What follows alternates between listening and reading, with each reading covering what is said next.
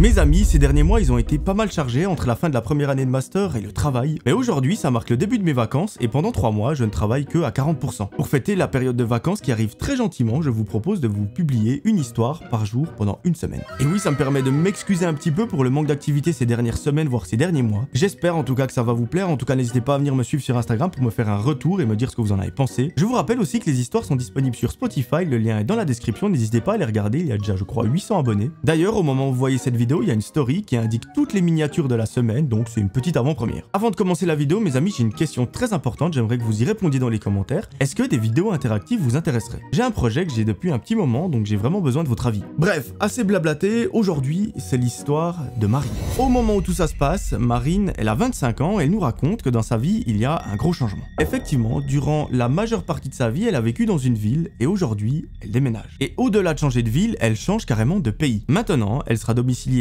au Canada et elle nous raconte qu'elle se réjouit quand même. Elle, c'est une amoureuse de la nature, c'est une amoureuse des randonnées, donc franchement le Canada, il n'y a pas meilleur endroit pour le pratiquer. Et bien qu'elle ait un petit peu peur de se lancer dans une nouvelle aventure complètement inconnue, elle se réjouit beaucoup. Bref, pendant plusieurs jours, plusieurs semaines, plusieurs mois, elle fait tous ses cartons, elle prévoit un petit peu le déménagement, et arrive le fameux jour. Une fois installée, elle nous raconte qu'elle est super heureuse, elle est dans une très grande maison, au milieu de la nature, c'est juste incroyable. Donc j'ai envie de dire, pour une amoureuse de la nature comme elle, que demander de mieux. Pendant les premières semaines et les premiers mois, elle nous raconte qu'elle a un petit peu du mal à s'acclimater. Elle a un nouveau travail, elle fait des études en parallèle, et justement, c'est dans ces études qu'elle va rencontrer sa meilleure amie. Les premiers jours d'université, en gros, elle nous raconte qu'elle était un petit peu seule à la cafétéria, elle était seule en classe, et à un moment, il y a une fille qui s'est gentiment rapprochée d'elle et qui a entamé la discussion. Depuis ce jour-là, les deux sont devenus meilleures amies, elles partagent énormément d'expériences, et elles se voient quasiment tous les jours à l'université, plus en dehors. Le seul moment où elles ne se voient pas, c'est lorsque Marine travaille dans son petit job d'étudiant qu'elle a à côté, et c'est quelques heures par semaine. Il y a un truc qu'elle adore chez sa meilleure amie, et d'ailleurs ça tombe bien, c'est qu'elle aussi, elle adore la nature, les randonnées et tout ce qui touche à ce domaine. Lorsque Marine va se promener, bien évidemment, c'est avec sa meilleure amie, elle partage des super bons moments ensemble, et d'ailleurs,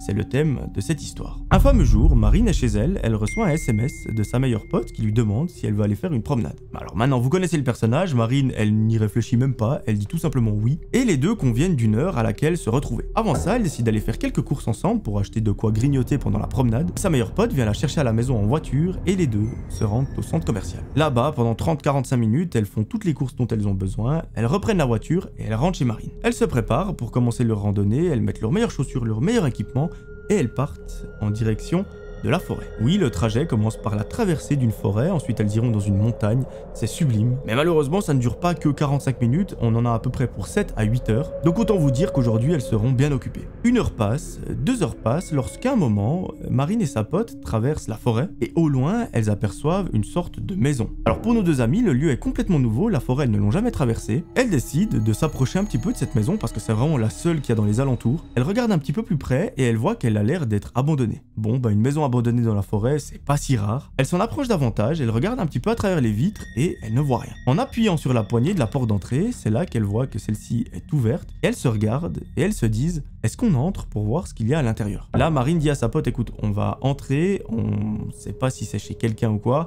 On fait juste 1 ou 2 pas, on regarde à gauche à droite et on ressort. C'est quand même très intrusif, c'est pas chez nous. Et c'est ce qu'elles font. Elles font 1 ou 2 pas, elles regardent à gauche, à droite et elles voient que tout est en ruine. Vraiment, la maison a l'air complètement abandonnée, dedans la nature a l'air de reprendre ses droits. Là, la pote de Marine la regarde et lui dit « J'ai une excellente idée. Est-ce que ça te dirait pas que demain on revienne, on prend nos sacs de couchage et on dort dans cette maison ?» Marine la regarde et lui dit « Pourquoi pas, c'est une expérience assez particulière, sachant qu'on ne sait toujours pas si quelqu'un habite là-dedans. » Probablement que non, mais on n'a pas la certitude. Mais écoute, je suis complètement d'accord avec l'idée, ça me paraît super cool, on peut vraiment vivre une expérience de dingue. En plus de ça, le lieu est un petit peu glauque, c'est pas le lieu le plus rassurant du monde, donc pourquoi pas. Parfait, les deux amies discutent encore un petit peu pendant quelques minutes de ce qu'elles vont faire pendant cette soirée, comment elles vont dormir, ce qu'elles vont prendre à manger. Et l'idée, c'est qu'en gros, elles prennent de quoi faire des grillades, elles feront un petit feu devant la maison et elles dormiront à l'intérieur de celle-ci. Trop bien, demain elles savent ce qu'elles font et maintenant, elles continuent leur trajet. Pendant d'interminables heures, elles continuent de marcher à travers cette forêt. À un moment, elles arrivent au pied de cette fameuse montagne qu'elles doivent gravir. Et là, elles nous racontent que le paysage est juste incroyable. Carrément, pour vous dire, elle considère ça comme le plus bel endroit qu'elle ait visité de toute sa vie. Donc ça vous situe un petit peu le niveau de beauté du paysage. Vers 22 h, nos deux amies arrivent enfin à la maison de Marine. Elles ont fini leur promenade, leur randonnée, appelez ça comme vous voulez. Et là, la pote de Marine, elle nous fait une petite confidence. Elle a un petit peu la flemme de rentrer chez elle, c'est tard. Elle est fatiguée, elles ont marché toute la journée. Mais Marine, vu que c'est une vraie pote, elle lui propose carrément de rester dormir ce soir et le lendemain, elles repartiront ensemble pour cette fameuse randonnée. Sa pote la remercie beaucoup, elle accepte avec grand plaisir et les deux passent une petite soirée tranquillement. Après quelques épisodes d'une série Netflix, nos deux amies tombent de fatigue et elles s'endorment. Le lendemain matin, c'est le grand jour, nos deux amies se réveillent, elles se font un bon petit déjeuner parce qu'aujourd'hui il va falloir des forces. Une fois qu'elles ont tout mangé, elles passent l'après-midi chez Marine, elles font quelques activités et vers 18 h, elles se mettent en route et elles tracent en direction de la forêt. Bien évidemment, elles reconnaissent les lieux, arrivées là-bas, elles arrivent vers cette fameuse maison. À nouveau, celle-ci a l'air complètement vide, complètement abandonnée, il n'y a rien qui a changé depuis la veille. Naturellement, elles s'en approchent, elles ouvrent la porte et elles commencent à installer un petit peu leurs affaires. Une fois les sacs etc. posés, elles ressortent de la maison et elles commencent à allumer un feu. Alors nos deux amis n'ont jamais fait Koh-Lanta, elles ne savent tout simplement pas comment allumer un feu, mais heureusement que Marine a eu la tête sur les épaules et elle s'est dit avant de partir, on n'a jamais fait de feu, je vais prendre un briquet et une boîte d'allumettes. Marine elle est tout simplement trop smart parce que si elle n'avait pas ça, le feu elle se le mettait dans le nez. Après 20 minutes à chercher du bois, à allumer le feu, celui-ci est enfin prêt, bien évidemment. La nuit commence à tomber, il fait absolument tout nuit, et la forêt commence à se réveiller. Elles entendent plein de bruits d'animaux, plein de bruits de branches, de feuilles qui craquent, enfin c'est l'ambiance forêt qui est un petit peu glauque. Et malheureusement pour elles, c'est quelque chose qui n'était pas prévu à la base, mais il commence à y avoir un petit orage. Le ciel se couvre très rapidement, il y a des éclairs, il y a un petit peu de pluie, mais ça reste très léger et heureusement elles ont déjà pu manger une partie de leur nourriture. Donc même si le feu s'éteint, c'est pas comme sur Koh-Lanta, c'est pas trop grave. Lorsqu'elles sont en train de manger, les deux amies discutent. À un moment, sa pote s'arrête net. Elle lève la tête et elle semble écouter quelque chose. Marine lui dit « Est-ce que tout va bien? Est-ce que t'as avalé quelque chose qu'il ne fallait pas? Ou est-ce que t'as entendu quelque chose ?» Sa pote lui dit « Chut, est-ce que t'entends ce bruit ?» Marine s'arrête de faire du bruit, elle tend l'oreille, mais elle n'entend rien. Bon, assez particulier, sa pote dit « Je sais pas, j'ai dû halluciner, il me semblait avoir entendu un bruit assez étrange. » Elle continue de manger, elle continue de discuter et tout va bien. Tout va bien jusqu'à un certain moment où sa pote s'arrête à nouveau, elle relève la tête et là elle est sûre et certaine, elle a entendu un bruit. Bon, là, notre amie Marine, elle commence un petit peu à flipper. Elle lui dit, mais qu'est-ce que t'as entendu? Parce que je te rappelle qu'on est au milieu d'une forêt, en pleine nuit, dans une maison. On ne sait toujours pas d'ailleurs si elle est habitée ou pas, probablement que non, mais on n'a pas la garantie. Explique-moi ce que t'as entendu. Et là, ce que sa pote va lui dire, va lui mettre de très gros frissons. Elle dit, je sais pas, j'étais en train de manger et j'ai entendu un bruit qui provient de la gauche. Comme si c'était quelqu'un qui était derrière la maison en train de crier ou de marmonner ou je sais pas. Après, je ne sais pas si c'est un humain ou un animal.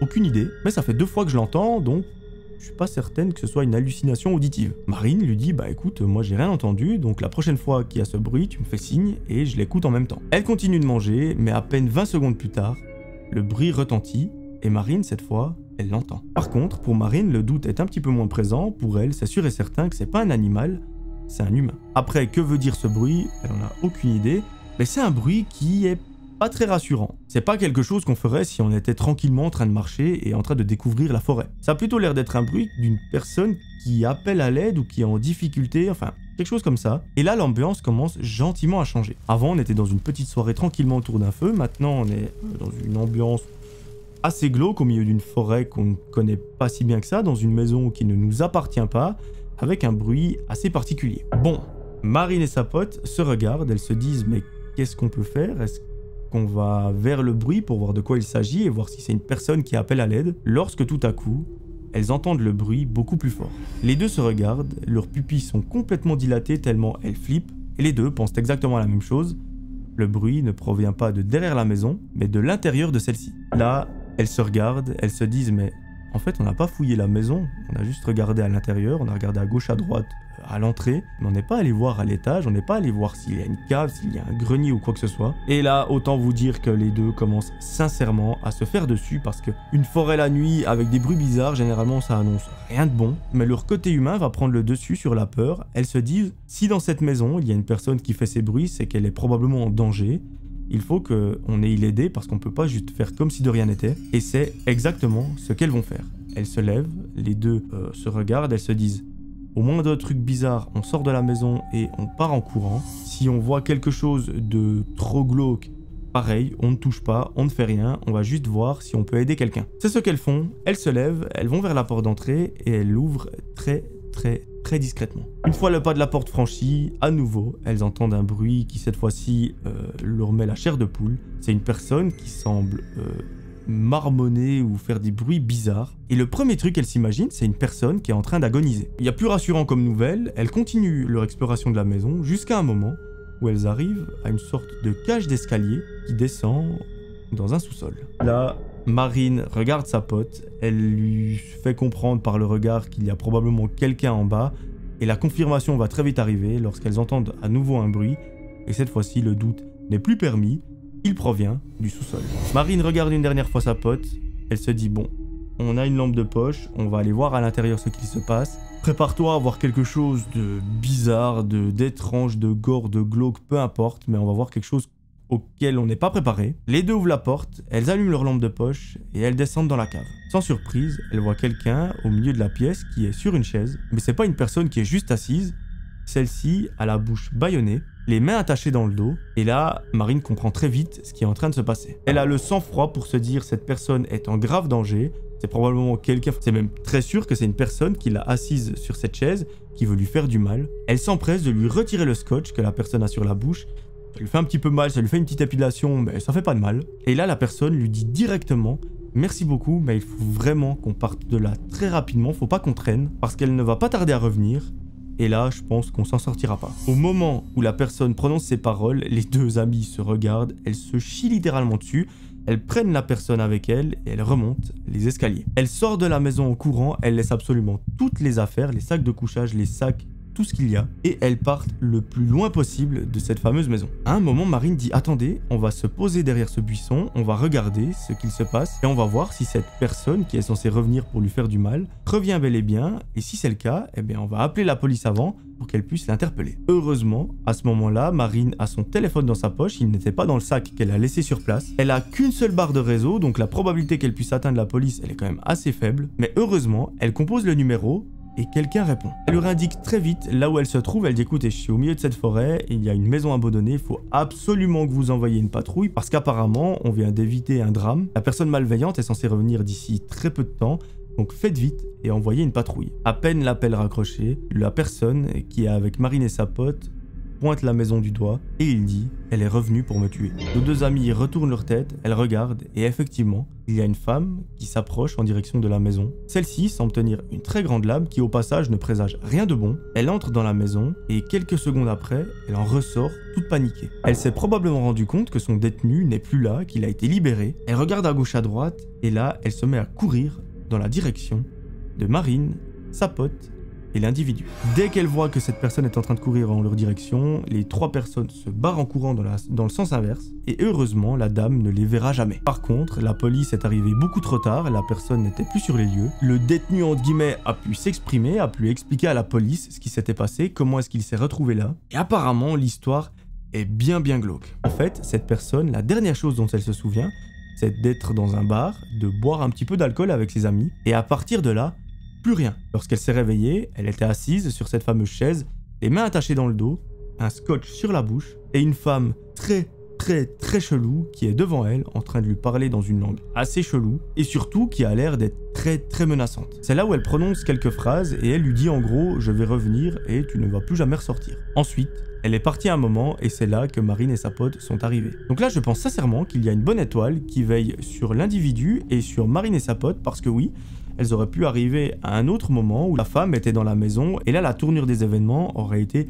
un petit peu plus tragique. Mais c'est absolument un miracle qu'elle soit arrivée pile au bon moment où la personne n'était pas là, qu'elles aient pu délivrer ce mec et qu'elles aient pu se tirer en courant. C'est super cool parce qu'elles n'ont pas oublié le côté humain malgré le fait qu'elles étaient terrifiées. Elles ont décidé d'aller voir ce qu'il se passait pour probablement porter secours à une personne en difficulté et ça, je pense qu'on peut tous les applaudir pour ce geste. Et la partie un petit peu heureuse de cette histoire, c'est qu'en fait, à partir de ce jour-là, les trois personnes sont devenues meilleures amies. Elles forment aujourd'hui un groupe d'amis exceptionnel et je trouve ça super beau. Les deux lui ont sauvé la vie, lui il est super reconnaissant envers elle et aujourd'hui ils vivent des expériences juste incroyables, ça les a vraiment soudés. Heureusement, le garçon n'a pas de séquelles psychologiques ou quoi, malgré le fait qu'il aurait pu en avoir. Parce qu'être séquestré dans une maison abandonnée au milieu d'une forêt avec une personne menaçante, j'imagine que c'est pas la chose la plus rassurante qui puisse arriver dans notre vie, mais j'ai envie de dire tout est bien qui finit bien. Encore une fois, bravo à Marine et sa pote pour leur courage, bravo aussi à ce mec pour son courage, le fait de aujourd'hui être heureux d'avoir oublié toute cette histoire. Ça doit franchement pas être facile et juste un grand bravo. Comme d'habitude mes amis, cette histoire je l'ai trouvée sur un forum, attention à sa véracité, on ne pourra jamais la vérifier. Je peux très bien aller sur un forum, écrire l'histoire et quelqu'un la raconte en vidéo alors que je ne l'ai jamais vécu, donc